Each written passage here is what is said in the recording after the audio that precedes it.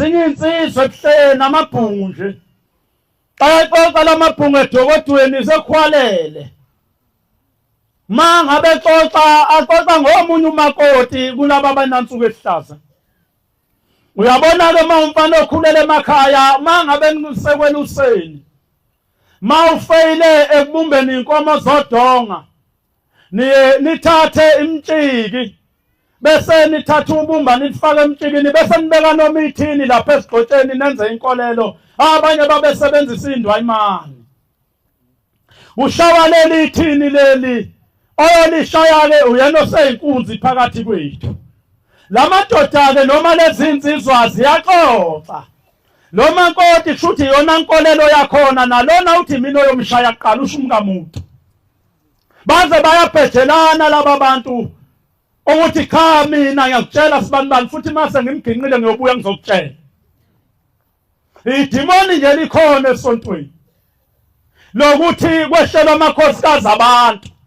futhi nabo omakoti bethu laba abancane lento yokuqoma sebeyayi-understanda yokuthi kuqoma kunankinga ngoba kwafika idimoni elibi ebandleni lamaNazaretha idimoni ledivorce nedimoni lokuthi abantu bayalingana ukwanda kwemedia emhlabeni kwalibulala ibandla likaShembe ngoba khona izinto uShembe noma ethanda ukuzisha emaNazaretha nezumthetho akakwazi ukuzisha ngoba uzothathwa atshale kwimedia kunabantu uNkulunkulu okuye kufanele kumphoqa ukuthi athathe isinqumo sokuthi akammise esontweni kodwa ngoba kunemedia bese uShembe etheneka amandla phambilini bebemiswa abantu umuntu mayelale nomkamuntu esontweni bexoshwa kodwa namhlanje abantu bakwenza ngoba uyazi ukuthi umxoshe futhi ngeke maNazaretha namhlanje aphathe imithi ngeke umenze lutho mawuke wathi nje uyamvukela usokubekela umuthi esangweni phela inyanga ezintathu usugqoka amasokisi etempelini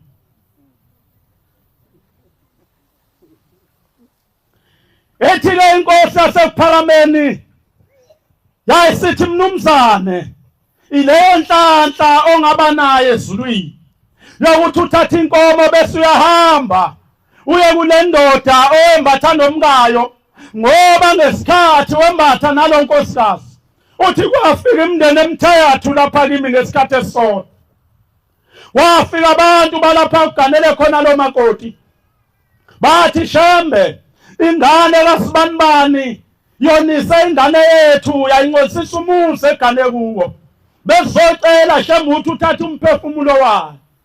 uthi uNkulunkulu ngathi ngisalalele laba bantu waze kufika abalapha kuzalwa khona lo makoti nabo bafika negama elifanayo lokuthi le ndoda mayife uthi emveni kwakho lokho wase kufika abantu bakubo kalomfana uthi bathi Shembe siyacela lo mfana ungambulali kodwa myekele kithi simfundise isifundo esiyofundwa abantu bonke emhlabeni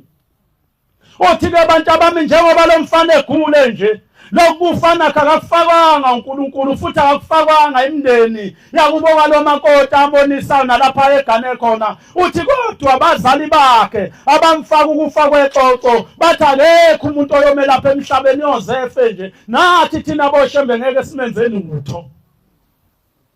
yayisithi inkosi kodwa mnumzane hamba ufike ekhaya uthatha inkomo bekuphelekezela abantu abakhuye kuloya muzi owawungcolisayo ufika ukhuleke esangweni njengendoda ezobika ihlobo uthi ke laba abantwana bathi hawu baba uma ngabe ubaba esengena kule ndoda evuma ukuthi njengoba lapha uzocela intethelelo walala nomkayo bese le ndoda ithi mnumzane mana lapha ingene endlini ibuye nemkhonto imgwaze siyobe sesenze njani uthi uShemba nobonga ngoba icala lakhe liyobe lithethiwe ezulwini uyongena ezulwini mayefile ebulawa indoda aphinga nomkayo ayinasono 22 Deuteronomy siyayifuna yendlela elayo